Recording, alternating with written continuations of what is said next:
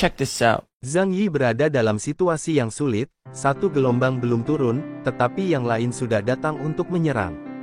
Dia bertanya pada King Lian mengapa dia harus memberinya cintanya, bukan murid-murid dan memberitahunya bahwa dia bisa menjadi siapapun, tetapi pada akhirnya, dia masih bukan tuannya Yue Yao.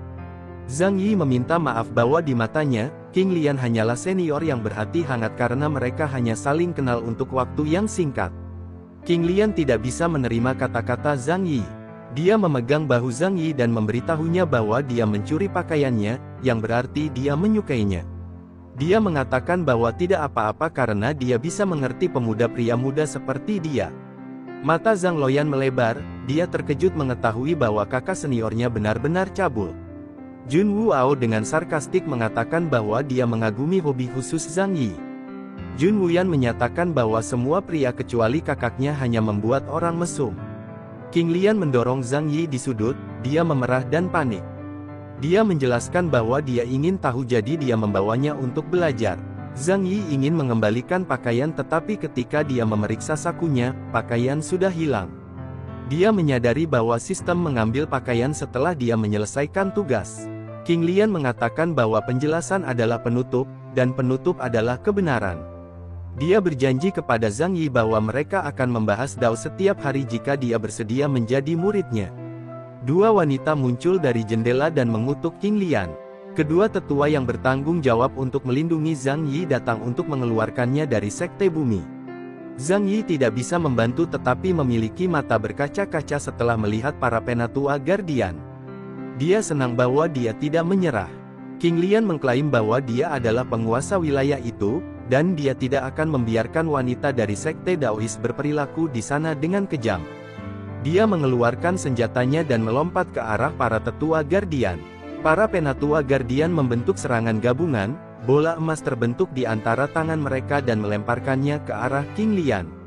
King Lian mengayunkan senjatanya dan melewati jendela yang sama, kedua tetua Guardian dibuang keluar dari paviliun. Mereka berjanji bahwa mereka pasti akan kembali.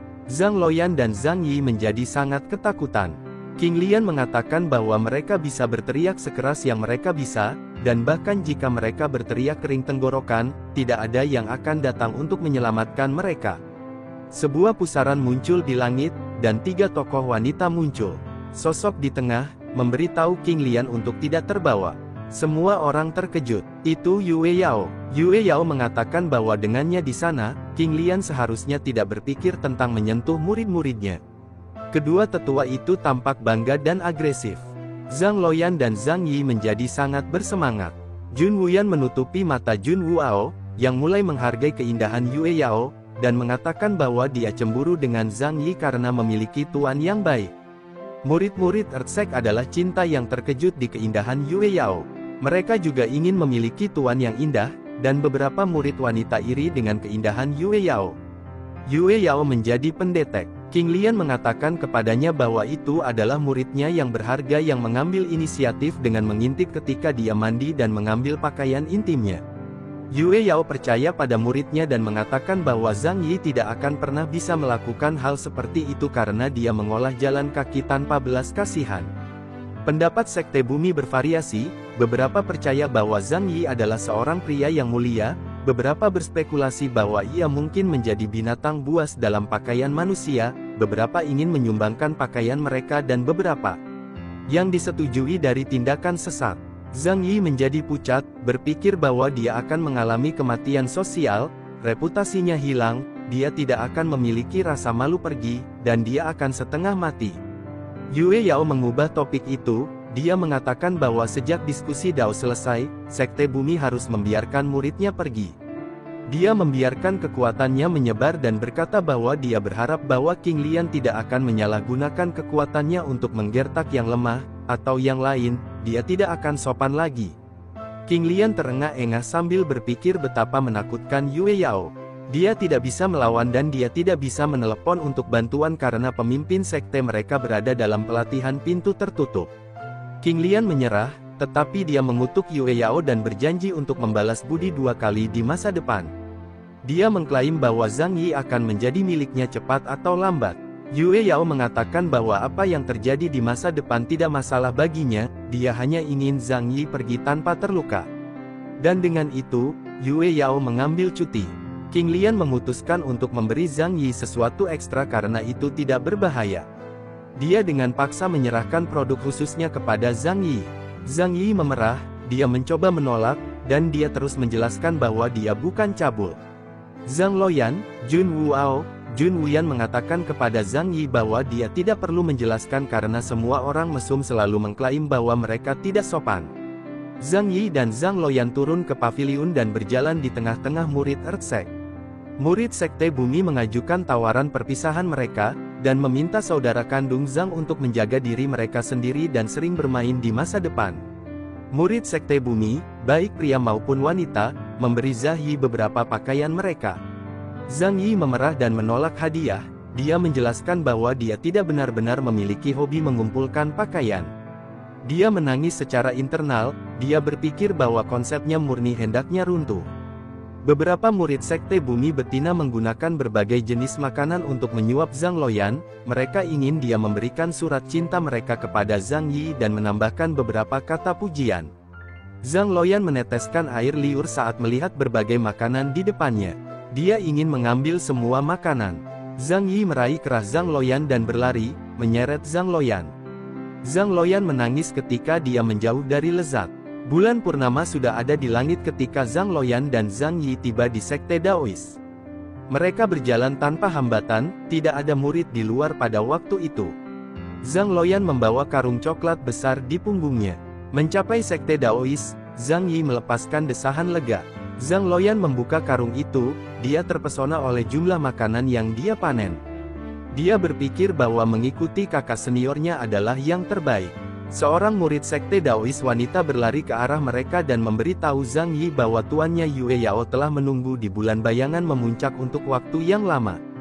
Dan sepertinya dia memiliki sesuatu yang penting untuk memberitahu Zhang Yi. Zhang Yi dengan riang mengakui informasi itu. Dia berpikir bahwa tuannya Yue Yao mencarinya untuk menikmati pemandangan yang indah dan menghabiskan malam bersamanya. Di bayangan bulan, Yue Yao berdiri sambil menatap pemandangan yang indah. Zhang Yi mengintip di belakang pohon sambil menghargai kecantikan tuannya. Kepala Yue Yao berbalik, dia tahu bahwa Zhang Yi sudah ada di sana sehingga dia mengatakan bahwa tidak perlu dia menyelinap. Zhang Yi memuji kekuatan tuannya dan berjalan ke arahnya. Yue Yao menyuruhnya serius sejak dia memanggilnya di sana untuk bisnis.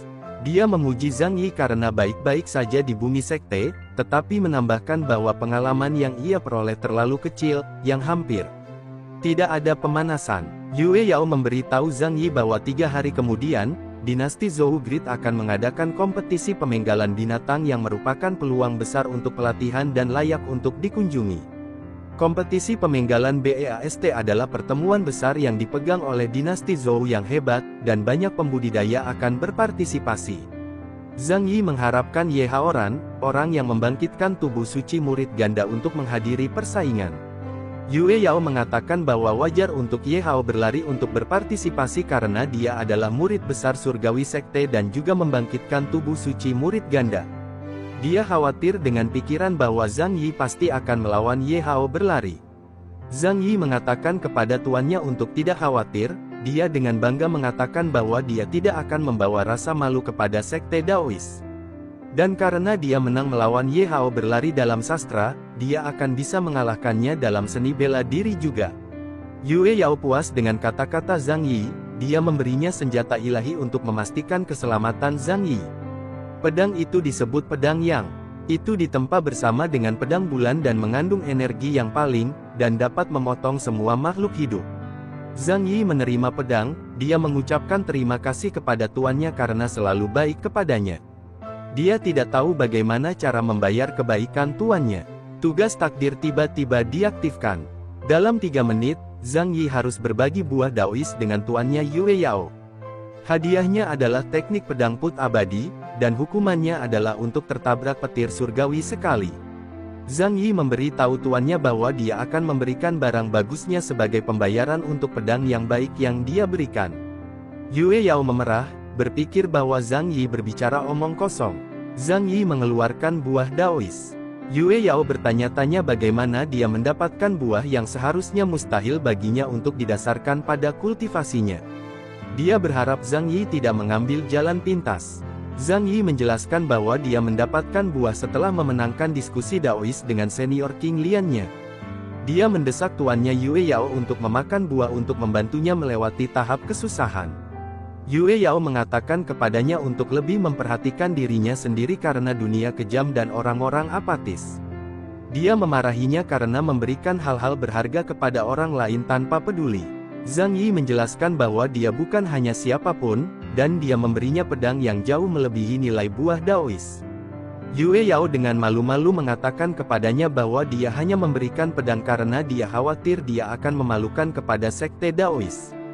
Zhang Yi memecahkan buah Daois menjadi dua dan mengancam tuannya untuk mengambil setengah lainnya, jika tidak, dia akan berpegang pada sisinya sepanjang malam.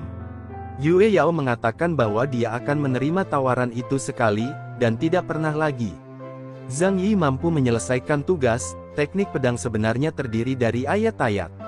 Itu terus menuangkan ke dalam benaknya, jadi dia bisa memahami secara otomatis. Dia memutuskan untuk mencobanya ketika kesempatan datang. Zhang Yi tiba-tiba berkata bahwa dia ingin secara pribadi melihat Yue Yao memakan buah. Yue Yao ingin bernalar, tetapi dia bosan bertengkar dengan Zhang Yi. Dia mengambil inisiatif dan memakan buah terlebih dahulu. Aura emas bertabrakan dengan tubuhnya. Ki spiritual yang terkandung dalam buah Daois begitu kuat sehingga kekuatan yang kuat terus bertabrakan dengan tubuhnya. Zhang Yi makan setengah dari buah Daois. Sebagai buah yang mengandung kekuatan surga, Zhang Yi merasa bahwa efeknya jauh melebihi harta karun surgawi biasa. Yue Yao terkejut betapa cepat Zhang Yi menelan dan menyerap buah Daois dengan mudah. Dia berpikir bahwa bahkan dengan tubuh suci tertinggi, seharusnya tidak secepat itu. Zhang Yi merasa hebat setelah makan dan menyerap buah. Dia yakin bahwa dengan kekuatan buah Daois dan pedang Yang, dia akan dapat mengalahkan Ye Haoran pada persaingan pemenggalan bis. Yue Yao memberitahunya untuk tidak meremehkan musuh karena menurut informasi mereka, kekuatan Ye Haoran lebih tinggi dari Zhang Yi. Mereka berdua memiliki tubuh suci, tetapi kekuatan Ye Haoran melampaui Zhang Yi. Zhang Yi bertanya-tanya, apakah ada semacam orang yang lebih tinggi yang mendukung Ye Haoran? Meskipun kabar buruk, dia masih bertekad untuk mengalahkan Ye Haoran. Zhang Yi berjanji pada Yue Yao bahwa dia akan bertindak dengan hati-hati dan berurusan dengan musuh dengan hati-hati. Yue Yao menyetujui, dia kemudian mengatakan bahwa Zhang Loyan akan menemaninya untuk mendapatkan pengalaman.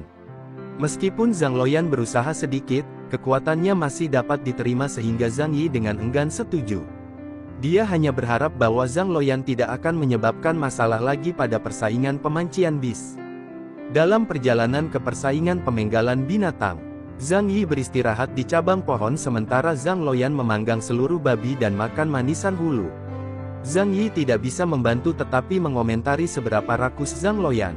Zhang Loyan membalas dan mengatakan bahwa Zhang Yi tidak mengerti hidup sama sekali. Dia berbalik dan berencana mencari beberapa jamur untuk dipanggang dengan babi. Zhang Yi menyuruhnya berhati-hati karena mereka hampir berada di tempat di mana persaingan pemenggalan itu diadakan. Lebih banyak binatang iblis akan mulai muncul. Dari semak-semak, mata binatang bersinar merah saat melihat babi panggang. Itu adalah kucing putih bersayap raksasa. Ini menggigit babi dan terbang. Zhang Yi segera bangkit dan mengeluarkan pedangnya. Zhang Loyan tidak bisa menahan tangisan setelah melihat babi dia dipanggang sepanjang pagi dibawa pergi. Mereka mengejar kucing raksasa, bersayap putih. Zhang Loyan yang mencari jamur lebih dekat ke kucing bersayap daripada Zhang Yi. Mata kucing raksasa, bersayap, putih itu berkedip, sudah lama sejak itu sudah makan daging yang dimasak oleh manusia. Binatang itu menjilat babi saat terbang. Zhang Loyan muncul di belakang kucing putih dan menuntutnya untuk mengembalikan babi panggang. Dia melompat ke arah kucing putih dan bit ekornya. Kucing raksasa, bersayap, putih menjerit ketika air mata mengalir dari matanya. Ini mengibaskan ekornya dengan penuh semangat dan menuntut Zhang Loyan untuk melepaskannya. Zhang Loyan menjadi lebih merupakan binatang buas daripada kucing putih, dia tidak ingin melepaskannya. Kucing memutuskan untuk mengabaikan rasa sakit dan makan babi, itu tidak ingin mati rasa lapar. Zhang Yi menyusul dan segera menggunakan seni Immortal Binding. Golden Key mengikat kucing putih bersayap raksasa. Tali perlahan menghilangkan kekuatan binatang buas, binatang itu tampaknya berjuang dengan menjaga bentuknya. Binatang itu jatuh dan debu memenuhi area. Visi Zhang Yi dan Zhang Luoyan terhambat. Ketika debu menipis, mereka melihat seorang gadis kecil bersayap dengan telinga kucing. Dikatakan bahwa itu lapar dan ingin makan lebih banyak. Zhang Luoyan berpikir bahwa itu tampak lebih enak dari sebelumnya, sementara Zhang Yi bertanya-tanya apa yang terjadi. Terima kasih yang sudah menonton, jangan lupa untuk subscribe dan komen, agar Mimin semangat untuk membuat video selanjutnya.